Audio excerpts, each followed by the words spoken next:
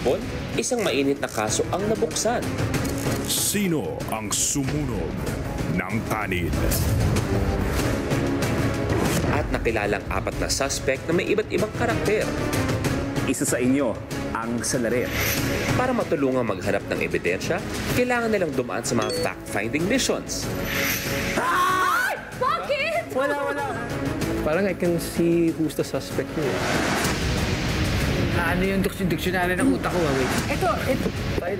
Thailand. Usually, when you're playing a game, you are not letting people know how smart you are. Dami niyang alam eh. Dahil nagtagumpay sa unang misyon, nakuha nila ang unang impormasyon tungkol sa salarin. Unang biyahe niya out of the country ay Thailand. At nabuo rin ang una nilang pagdududa. Zach, why do you rinse me? Parang trip mo yung mga spicy food and stuff like that, di ba? Sino nag-Thailand dito? Tetay. Siya lang yung tinignan ko na lumihis yung tingin niya sa akin. Sa ikalawang misyon, naging magkapara sa mga suspect at naglaban para sa makakaalam ng susunod na ebidensya. Wait lang. Ganon ang gawin mo. Go. Okay, good. You tried it.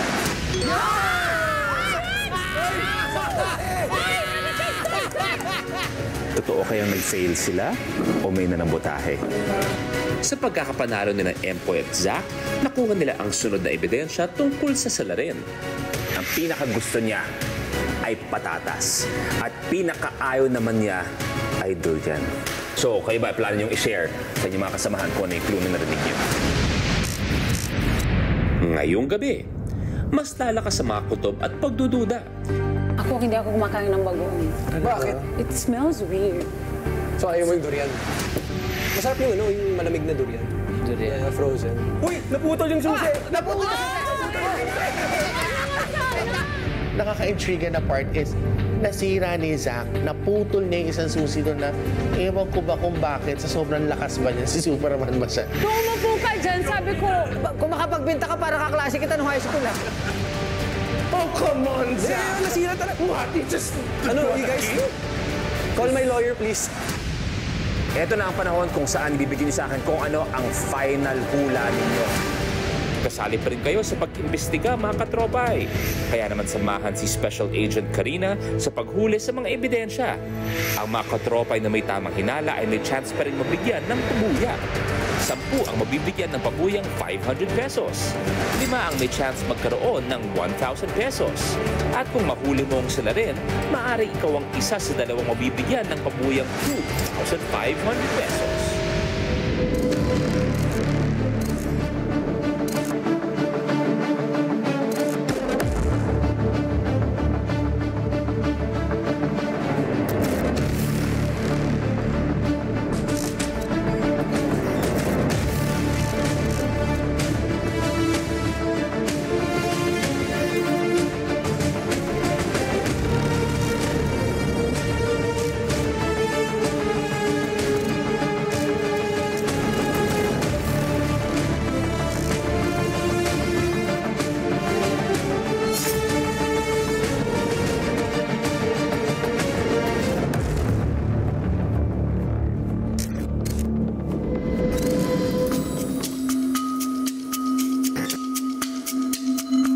Yan ang mga clue na nakuha natin. Ang pinakagusto niya ay patatas. At pinakaayaw naman niya ay durian. So, kayo ba plano niyong i-share sa inyong mga kasamahan kung ano yung clue na narinig niyo? Share ba natin? Wag na lang. Feeling ko wag natin i-share. Wag. Sige. Feeling ko, ikaw. Hindi, Ano sige. gusto mo? Sige, ganun na rin yung feeling ko. Okay, wag. Ako yung nag-decide na wag na lang natin i-share para para safe. Sure ka dyan, Empoy. Okay. Kita ba? Para di nila makita. Yung 2 pang suspect, papasukin please. Ay, pumuesto kayo please. Marahil hindi niyo nagawa ang ating fact-finding mission. Etong 2 to, si Zach at si Empoy, napakagaling. Medyo nakangawit na nga, pero lumaban lang si Empoy. Good job, Empoy! Woo! Pero tumatawa ang dalawang to. Tinanong ko kung gusto nilang i-share sa inyo kung anong clue ang nakuha nila. Pero sabi nila ay ayaw nila. Ayaw niyo i-share? Kung ano yung paboritong pagkain ng salarin na hinahanap natin. So, pwede naman bago isip nyo. Pwede hindi. Ano ba yun, Poy? Share ba natin or ano? Siyempre kami ni Tetay, gusto namin makita yung laman ng basket para doon kami magbe-base kung sino ang salarin. I-share. Parang iyak ka na. Sige na nga. Kainin ko itong number. Share? Oo, pa-share natin. Naawa lang ako, so why not? Sige, share it. Even if they see it, parang it's still a gamble, di ba? Kung tama sila or hindi. Oh, isi-share nila kung ano yung clue. Ano yung clue? Ang paboritong pagkain ng salarin ay... Kamote. Patatas. Yan ang paborito. At ang pinakaayaw niya na prutas ay... Durian.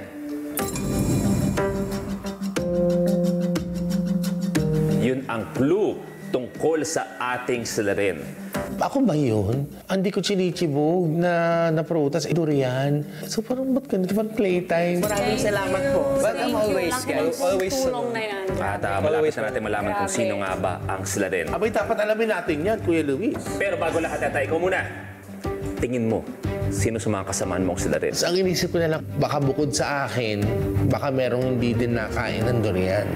Malay mo, nananabotahe. Uy. Si Diana, pwede. Malay mo. Nakita ko nahirapan siya eh, kasi may tumunog eh. Nung gumagano siya, kasi may amot. Maganda lang siya. Sorry, Pero sa laula.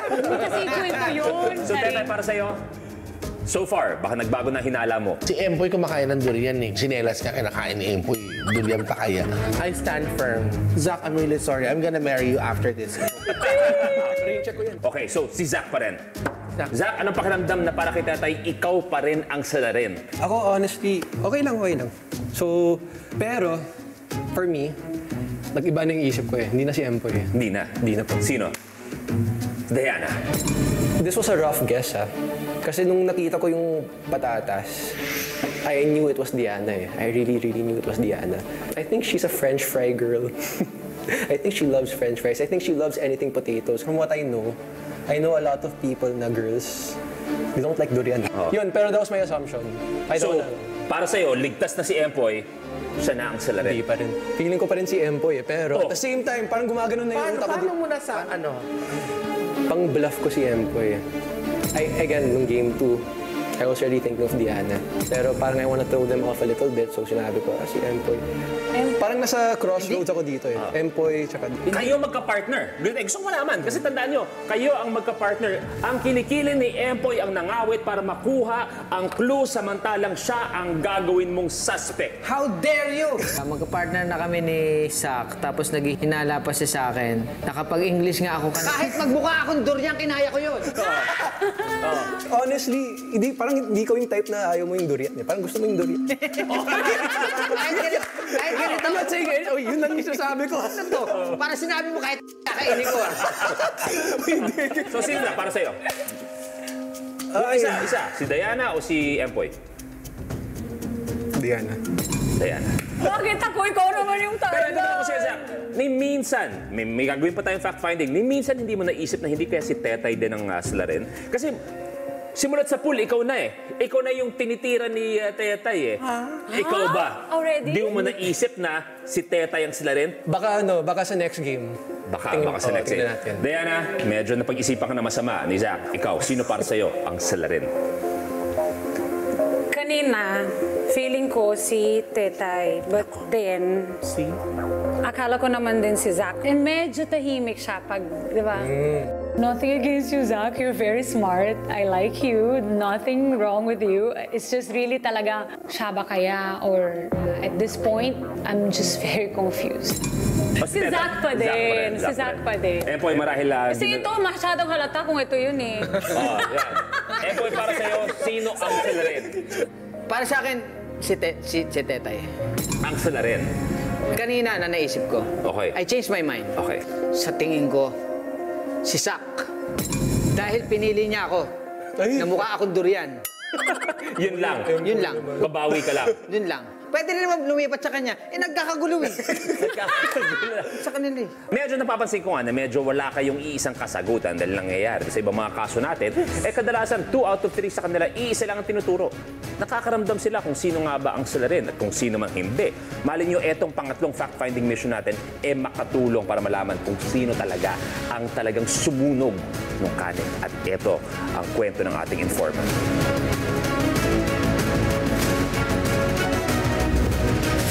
Excited pa naman ang lahat sa bakasyon. Naghanda pa naman sila ng mga outfits. Pati nga yung salarin. Sobrang excited niya na iwan niya ang...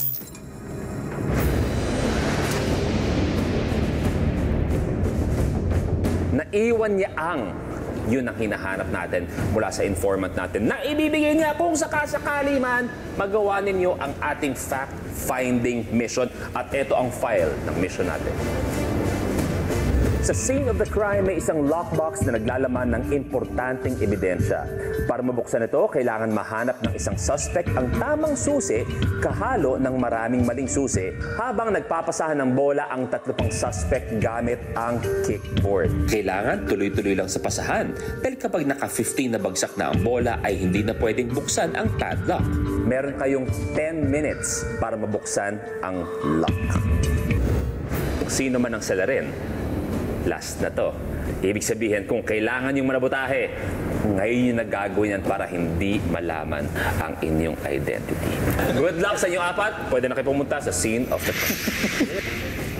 Ngayon, mission 3 na. Ito na yung final. Ito na yung malalaman natin kung sino to.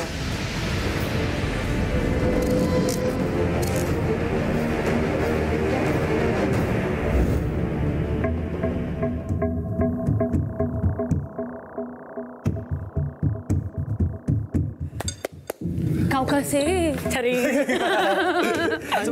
So yun yung paddle. Tapos yung ball. Ito yung bola. Ito, tama, 3 paddle, kickboard, and then the ball. Marunong kayo mag-volleyball? Parang beach volleyball siya, except may paddleboard ka. Tapos may isang tao, magta-try yung lock sa chest. Pwede natin ikuha yung item. Hindi na... Pwede ipakita. Pwede na ipakita. Pag-uusapan, hihimay-himayin. Ano bang mga pagkain na mga hinihimay yung mga alam niyo? Manok. Isda! Ang design. Isda, galunggong. Sausaw mo sa suka na may bago. Sarap. Ako, hindi ako kumakain ng bagoong. Bakit? It smells weird. So ayaw mo yung durian? Durian, I don't like the amoy of durian, but It's I yummy. think, yeah, it's yummy. Masarap siya. Kumakain kaya ako ng durian candy. Valid kaya yun. Pero hindi yung durian na yung mismong fruit. Nung nag-uusap kami, meron ding doon sa amin na hindi kumakain ng durian. Pero hindi siya nagsasabi ng totoo. Do you like durian, right? Oh, yeah. Sorry! Sa tingin ko, ako alam ko yun eh. Kaya ako, nakatingin lang ako sa kanila. Porket ganito lang ako. Mukha ka naman foreigner dyan. Sabi mo kanina. Wow, mga nakakaya naman foreigner. sa'yo. Hindi, pero... So kami dalawa. Sige, Diana, go ahead. Go ahead. Sige, you wanna point fingers on me? Go ahead. Para sumama sila, Divine, or sila Empoy, diba? Actually, I like the fruit better than Frozen. yung mga candy. Hindi, fresh, dude. Pag biyak, kain.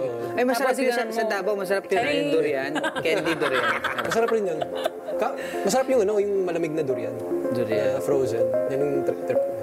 Si Zach kasi parang he was telling me, ay, masarap yung durian ganito. Did you try that? Parang medyo ino-overkill na niya yung durian So baka ako, this might be his game lang, trying to deceive me and all. Sino mag-ano? Alis sige. kaya. O, palo-palo tayo. O, isa taya. Sige, may ibang taya. Malis, taya. So, Ito bubukas. Okay. Game? Game. Guys, Okay. So ang goal natin, hindi natin pwede maano to ha. na 15 times. Oh, tama. Pag 15 times na nahulog siya, that's it, game over. So we are trying our best na wag mahulog siya ng ganun. Go.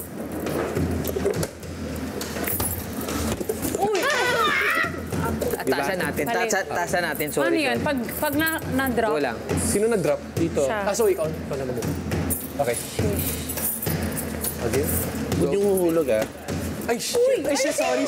Two. Sorry, Dean. Sorry. Si Diana. Sorry, guys.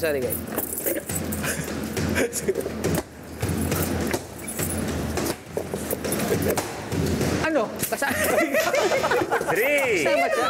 Ano? Wait lang. Kasama yung blackboard. Palit. Ako. Sorry. Meron pa tayong 12. Hirap ah. Ang hirap pag ikaw yung mauna. Tansyon natin yung strength. Uy! Uy!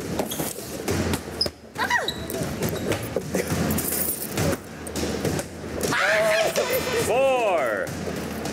Habang nagba-beach volleyball kami, may nag-open yung lock. Kaso, maraming susi. Eh, naka-jumble rin yun. So, that's the biggest challenge. Pinakamahirap dyan, pwedeng paulit-ulit na lang kayo ng susi. 5. Sa mga sumunod nilang subok, patuloy na nahuhulugan ng bola ang mga suspect. Slowly lang, guys, ha? Uy, kasama ko, guys. We're playing.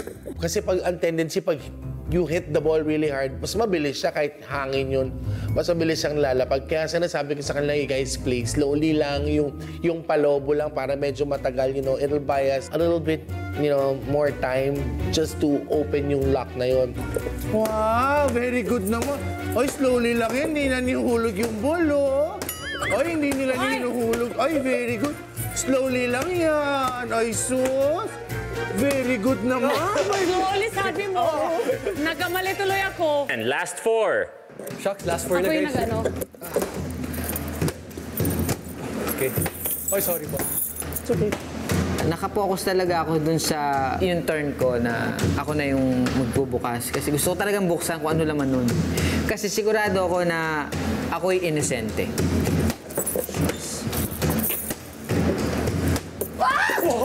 Sorry. Okay lang yun. Mali, sorry. 12. Go, boy! Ay, go! Dahan lang guys. Kalma. Go lang.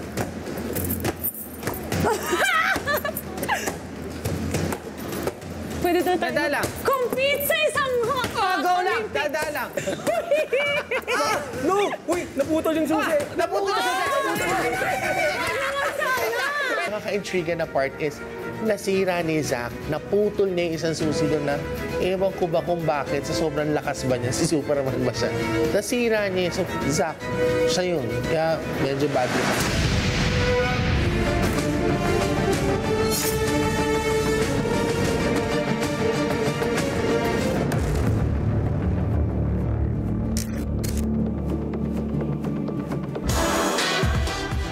Tuloy-tuloy pa rin ang hulihan kung sino ang nakasunog ng sinaing dito sa Tamang Hinala. Hello mga katropay! Ako si Karina Bautista, ang inyong special agent ni Lead Investigator Luis Manzano. At oras na para makiimbestiga sa pinakabagong mystery reality game show na susubok ng kutob nyo. Ako po ang mag-update sa inyo ng never-before-seen ganaps at juicy comments tungkol sa mga suspect. Use our official hashtag Tamang Hinala sa PAI para updated po kami sa mga hinala ninyo. Makijoin na din sa live imbestigahan. Pumunta na sa YouTube channel ng PAI o sa chatbox sa pai.com.ph.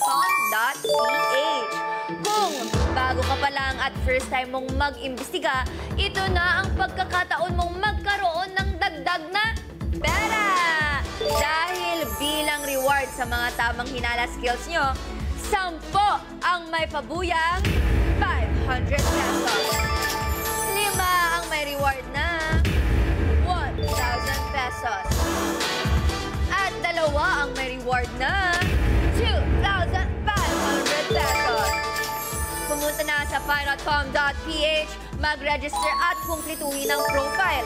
Abangan ang mga tanong na konektado sa mga ebidensya at sa salarin. Nakisali ka na sa investigasyon, pindot panalo ka pa. Pindot-pindot na. Alam kong kanina pa kayong nag-aabang kung sino ang nakasunog ng sinaing. Kaya naman magbibigay na ako ng pabuya sa 10 katropais na makakapagbigay ng tamang sagot sa tanong na konektado sa napanood natin kanina. Kaya heto na ang tanong.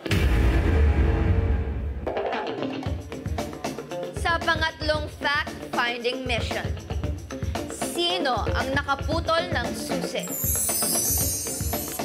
Tetay, Zack, Diana, Empoy. Panalo ang may tamang hinala, kaya naman 1-minute timer starts now. Vote na! Let's go mga katropay. Alam nyo, dapat talaga umpisa pa lang ay nanonood na kayo dahil sayang nito 500 pesos mga katropay. Pero alam nyo, super intense yung mga pangyayari at nakikita natin na hindi nila masalo-salo ang bola. Well, ako kung from my perspective, mukha siyang madali pero nagkakaroon ng problema. Kaya naman parang napapaisip ako kung sinasabotage kaya ng salarin natin. Dahil parang beach volleyball yun, dapat hangin lang yun. Parang ang dali niyang tiyempohan. Pero ayun na nga, ang nagpahirap pa dito ay ang daming susi, guys. Pero paano niya nasira ang susi? Superman ba siya? Ayan na nga mga katropa, may last 8 seconds na kayong bumoto. Guys, cast in your votes dahil eto na, 3, 2, 1, and time's up. At ang napili na mga katropa with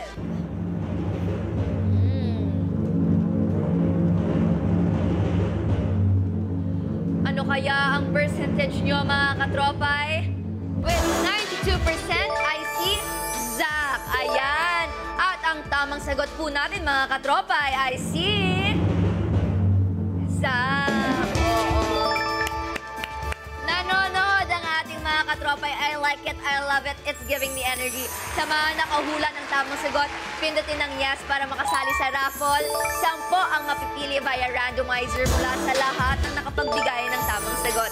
Abangan ang mga pangalan nyo bago matapos ang show mamaya. Ayan, congratulations po.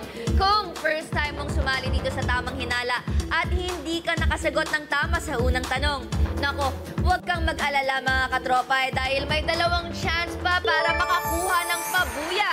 Tumutok lang at makiimbestiga dahil susunod 5 katropay naman ang mabibigyan ng 1,000 pesos.